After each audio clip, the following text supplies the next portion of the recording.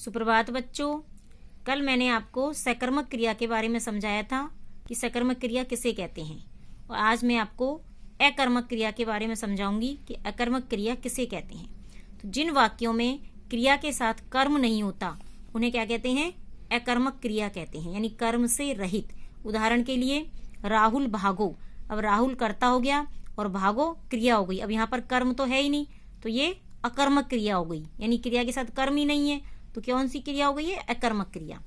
रंजन सो रहा है, रंजन कर्ता हो गया और सोना क्रिया हो गई। अब यहाँ पर कर्म नहीं है, तो जहां पर कर्म नहीं हो वहां कौन सी क्रिया होती है? अकर्मक क्रिया। इन वाक्यों में भागो और सो रहा है अकर्मक क्रिया है, क्योंकि इनका कोई कर्म नहीं है। अकर्मक क्रिया में प्रश्न करने पर कोई उत्तर नहीं मिलता। जैसे राहुल क्या भागो, क्या भागो, अब ये कोई प्रश्न नहीं है, ना कोई उत्तर मिल रहा है। रंजन क्या सो रहा है, अब इसका भी कोई ना तो प्रश्न बन रहा है और ना कोई उत्तर मिल रहा है। यहाँ क्या प्रश्न करने पर कोई उत्तर नहीं मिल रहा है। हिंदी में कुछ क्रियाएं सदा अकर्मक क्रिया के रूप में प्रयोग की जाती हैं। जैसे उदाहरण के लिए रोना, हंसना, जाना, जागना आदि।